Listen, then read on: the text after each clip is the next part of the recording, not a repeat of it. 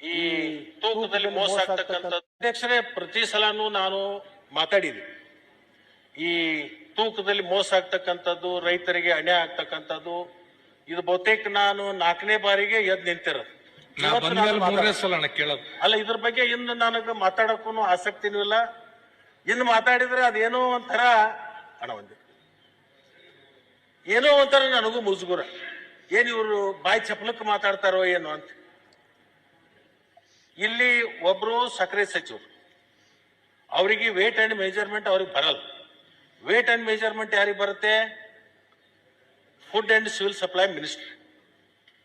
ಅವರಿಬ್ಬರು ಕೂಡ್ಕೊಂಡು ಹಿಂದಿನ ಸಭೆ ಒಂದು ಸಭೆ ಆಗಿ ನಮ್ಮನ್ನು ಆ ಸಭೆ ಕರ್ಕೊಂಡು ಅವತ್ತು ನಿರ್ಣಯ ಆಯ್ತು. ಕಬ್ಬಿನ ಮೋಸವನ್ನ ತಡಿತಕ್ಕಂಥದ್ರಲ್ಲಿ ನಾವು ಭದ್ರಾಗಿದ್ದೀವಿ, ಮಾಡ್ತಾ ಇದ್ದೀವಿ ಅಂತ ಆ ಒಂದು ಆಶೆ ಚಿಗುರು ಹೊಡೆದಿತ್ತು. ಬಟ್ ಇಲ್ಲಿವರೆಗೆ ಅದಾಗಲಿಲ್ಲ. ಅದನ್ನ ಪುನಃ ನಾನು ಮಾತಾಡಿದ್ರೆ ಸಚಿವರು ಮನಸ್ಸಿಗೆ ನೋವಾಗತ್ತೆ. ಏನಪ್ಪ ಇವನ ನಮ್ಮ ತಗಲಾಕೊಂಡಿದ್ದಾನು, ಏನು ಪ್ರತಿ ಸಲ ಇದನ್ನು ಕೇಳ್ತಾನಲ್ಲ ಅಂತೇಳಿ. ಅದಕ್ಕೆ ಯಾಕೆ ಇದನ್ನ ಮಾತಾಡಬೇಕು, ಅವ್ರ ಮನಸ್ಸಿಗೆ ಯಾಕೆ ಘಾಸಿ ಮಾಡಬೇಕು ಅನ್ನುವಂಥ ಒಂದು ಮನಸ್ಥಿತಿಗೆ ನಾನು ಬಂದಿದ್ದೆ.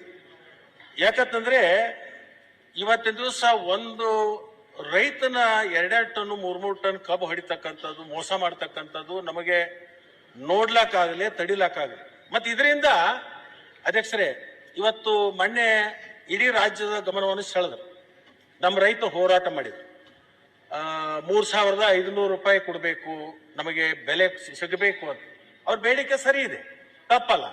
ಯಾಕಂತಂದ್ರೆ ಇವತ್ತಿನ ದಿವಸ 1 ಟನ್ ಕಬ್ಬು ಬೆಳಿಬೇಕಾದ್ರೆ 1 ಎಕರೆದಲ್ಲಿ ಎಷ್ಟು ಬರುತ್ತೆ, ಏನು ಬರ್ತದೆ ನನಗೂ ಗೊತ್ತು.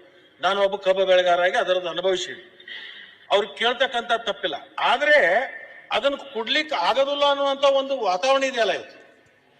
ನಾನು ಯಾಕೆ ವಿರೋಧ ಪಕ್ಷದವ್ರನ್ನ ಕರೆದೆ ಅಂದ್ರೆ, ಅವತ್ತಿನ ದಿವಸ ಎಲ್ಲಾ ಸಕ್ಕರೆ ಕಾರ್ಖಾನೆಯ ಮಾಲೀಕರನ್ನ ಕರೆದು ಮುಖ್ಯಮಂತ್ರಿಗಳು ಸಭೆ ಮಾಡಿಕೊಂಡು ಒಂದು ನಿರ್ಣಯ ಮಾಡಿ, ಏನು 3,250 ರೂಪಾಯಿ ಕಾರ್ಖಾನೆ ಅವ್ರು ಕೊಡ್ಬೇಕು, 50 ರೂಪಾಯಿ ನಾವು ಸರ್ಕಾರದಿಂದ ಬೇಕಾದ್ರೆ ನಾವು ಕೊಡ್ತೀವಿ. ಅದರಿಂದ ಸುಮಾರು ಹಣ ಸರ್ಕಾರದಿಂದ ಕೊಡ್ಬೇಕಾಗತ್ತೆ. ಈ ವರ್ಷ ಕರ್ನಾಟಕದಲ್ಲಿ ನನ್ನ ಪ್ರಕಾರ 7 ಕೋಟಿ ಟನ್ ಕಬ್ಬು ನುರಿಸ್ತಕ್ಕಂಥದ್ದು ಆಗ್ಬೋದು. 7 ಕೋಟಿ ಅಂತಂದ್ರೆ 350 ಕೋಟಿ ರೂಪಾಯಿ ಹೆಚ್ಚು ಕಡಿಮೆ ಸರ್ಕಾರದಿಂದ ಕೊಡ್ಬೇಕಾಗತ್ತೆ. ಇದು ಯಾಕೆ ಕೊಡ್ಲಿಕ್ಕೆ ಅವ್ರು ಮನಸ್ಸು ಮಾಡಿದ್ರು, ಯಾಕೆ ಬಂದ್ರು ಮುಂದೆ? ರೈತರು ಹೋರಾಟ ಮಾಡ್ತಾ ಇದ್ದಾರೆ. ರೈತರ ನೆರವಿಗೆ ಸರ್ಕಾರ ಅಂತಕ್ಕಂಥದ್ದು ನಾವು ಮಾಡ್ಬೇಕಾಗುತ್ತೆ. ಅವ್ರ ನೆರವಿಗೆ ಬಂದು 350 ಕೋಟಿ ರೂಪಾಯಿ ಆದ್ರೂ ಪರವಾಗಿಲ್ಲ, ನಾ ಹಣ ಕೊಡ್ತೀನಿ ಅಂತಕ್ಕಂಥ ಒಂದು ಇಚ್ಛಾಶಕ್ತಿಯನ್ನ ಪ್ರದರ್ಶನ ಮಾಡಿ ಇವತ್ತು ಘೋಷಣೆ ಮಾಡಿ ಎಲ್ಲಾ ಕಾರ್ಖಾನೆಗಳನ್ನ ಪ್ರಾರಂಭ ಮಾಡಿಸಿ. ಆದ್ರೆ ಅಧ್ಯಕ್ಷರೇ, ಕೇಂದ್ರ ಸರ್ಕಾರದ ಒಂದು ಜವಾಬ್ದಾರಿ ಇದೆ. ರಾಜ್ಯ ಸರ್ಕಾರದ ಹೆಂಗ್ ಜವಾಬ್ದಾರಿ ತಗೊಂಡು 350 ಕೋಟಿ ರೂಪಾಯಿ ಸರ್ಕಾರದ ಬೊಕ್ಕಸದಿಂದ ಕೊಡ್ಲಿಕ್ಕೆ ಮುಂದಾದ್ರಲ್ಲ, ಅದೇ ತರನಾಗಿ ನೀವು ಕಾಂಗ್ರೆಸ್ ಸರ್ಕಾರ ಇಲ್ಲಿ ಆಡಿದಾಗ ಅಲ್ಲಿ ಭಾರತೀಯ ಜನತಾ ಪಕ್ಷ ಸರ್ಕಾರ ಕೇಂದ್ರದಾಗಿದ್ದಾಗ ನಿಮ್ಮನ್ನು ಹಣ ಕೊಡ್ರಿ ಅಂತ ಕೇಳ್ತಾ ಇಲ್ಲ. ನೀವು ಬರೇ ರೇಟ್ ಫಿಕ್ಸ್ ಮಾಡಿಕೊಡ್ರಿ. ನೀವು FRP ಪ್ರತಿ ವರ್ಷ ಹೆಚ್ಚು ಮಾಡಿಕೊಡ್ತೀರಿ. FRP ಪ್ರತಿ ವರ್ಷ ನೀವು ರೇಸ್ ಮಾಡ್ತೀರಿ. ಆದ್ರೆ MSP ಯಾಕೆ ಮಾಡ್ತಾ ಇಲ್ಲ? MSP ಫಿಕ್ಸ್ ಮಾಡ್ಬೇಕು ನೀವು. ಯಾಕಂದ್ರೆ ಕಾರ್ಖಾನೆನೂ ಉಳಿಬೇಕು, ಕಾರ್ಖಾನೆಗೆ ಕಬ್ಬು ಹಾಕ್ತಕ್ಕಂತ ಕಬ್ಬು ಬೆಳೆಗಾರರು ಉಳಿಬೇಕು. MSP ರೇಟ್ ಏನಾಗೈತೆ ಅಂದ್ರೆ ಅಧ್ಯಕ್ಷರೇ 2018ರಲ್ಲಿ ಆಗಿದೆ. ಇವತ್ತಿನವರೆಗೂ ಕೂಡ MSP ರೇಟು ರೇಸ್ ಮಾಡಿಲ್ಲ. ಅದ್ರಗೋಸ್ಕರ ಮುಖ್ಯಮಂತ್ರಿಗಳು ಎಲ್ಲಾ ಕಾರ್ಖಾನೆಯವರಿಗೂ ಒಂದು ಭರವಸೆ ಕೊಟ್ಟಿದ್ರು. ನಿಮ್ಮ ಪರವಾಗಿ ನಾನು ಪ್ರಧಾನಮಂತ್ರಿಗಳ ಹತ್ರ ಹೋಗ್ತೀನಿ, ನಿಮ್ಮ ಅಹವಾಲವನ್ನು ತಗೊಂಡು ಹೋಗಿ ಮುಟ್ಟಿಸ್ತೀನಿ, ಅವ್ರು ಮಾಡಿಸುವಂತ ಕೆಲಸ ನಾನು ಮಾಡ್ತೀನಿ ಅಂತೇಳಿ ಅವ್ರು ಪ್ರಾಮಾಣಿಕ ಪ್ರಯತ್ನ ಮಾಡಿದ್ರು. ಇಲ್ಲಿದು ಮನವಿ ತಗೊಂಡು ಹೋಗಿ ಪ್ರಧಾನಮಂತ್ರಿಗಳಿಗೆ ಭೇಟಿ ಆದ್ರು. ಮೊದಲನೇ ದಿವಸ ಆದಾಗ ಸಿಗ್ಲಿಲ್ಲ. ಮಂಡೇ ಸಿಗ್ತೀನಿ ಬರ್ರಿ ಅಂತ ಹೇಳಿದ್ರು. ಮತ್ತೆ ವಾಪಸ್ ಬಂದು ತಿರುಗಿ ಮತ್ತೆ ಮಂಡೇ ಹೋದ್ರು. ಮಂಡೇ ಹೋಗಿ ಕೊಟ್ರು. ನಾವು ಕೇಳಿದ್ದೆ ಎಷ್ಟು? 41 ರೂಪಾಯಿ ಕೇಳಿ MSP.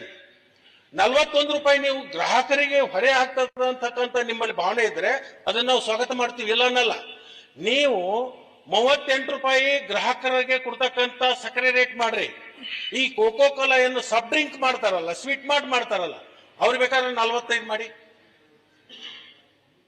ಪೇಡೆ ಮಾಡ್ತಕ್ಕಂಥವ್ರು ಇರ್ಬೋದು, ಜಿಲೇಬಿ ಮಾಡ್ತಕ್ಕಂಥವ್ರು ಇರ್ಬೋದು, ಸ್ವೀಟ್ ತಯಾರು ಮಾಡ್ತಕ್ಕಂಥವ್ರಿಗೂ ಈಗ ನೀವು ಗ್ಯಾಸ್ ಕೊಡ್ತಕ್ಕಂಥ ಸಂದರ್ಭದಲ್ಲಿ ಗ್ರಾಹಕರಿಗೆ ಒಂದು ಬೇರೆ ಕೊಡ್ತೀರಿ ಮತ್ತು ಬಿಸ್ನೆಸ್ ಮಾಡ್ತಕ್ಕಂಥವ್ರಿಗೆ ಒಂದು ಬೇರೆ ಕೊಡ್ತೀರಿ.